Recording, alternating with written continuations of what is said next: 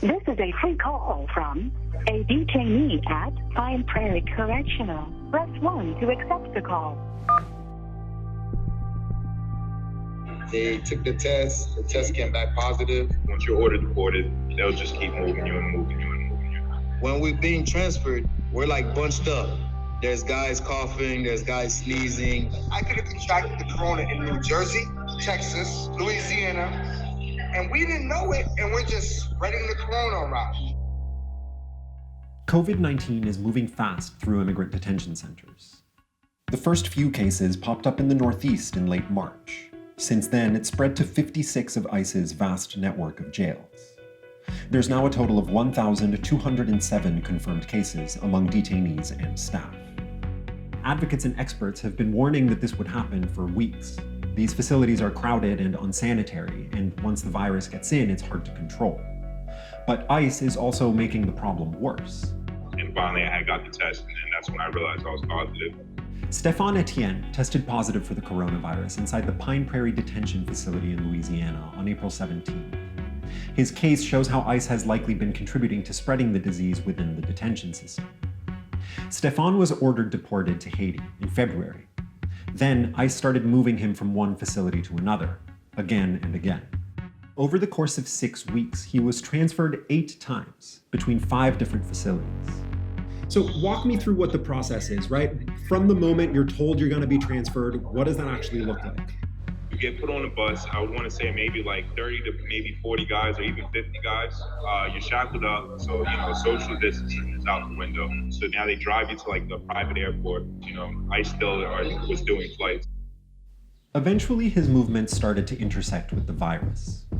On March 16th, the same day that Donald Trump told people to avoid flying, Stéphane was flown to the Bristol County Jail in Massachusetts. A nurse there tested positive a few days later. He was moved again on March 31st, and his plane made a stop to pick up more detainees in New Jersey, which at that point had 6 confirmed cases in 4 facilities. From there, he went to the Alexandria staging facility in Louisiana, which ICE uses as a final step before deportations. In the week after he arrived, 5 staffers there tested positive for the virus. There's no hand soap over there. You're touching things all day, sharing phones with other guys. And every single day, someone new group is coming, every day. In the end, Stéphane wasn't deported because of complications in his legal case. Instead, he was transferred once again to Pine Prairie. That's where he started feeling sick and demanded a test. When he arrived at Pine Prairie, there was only 1 confirmed case. In the next few weeks, that number grew to 30.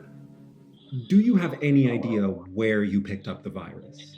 No, honestly, it's almost impossible to know because, like I say, the way how ICE transfers you so many times, it's almost impossible.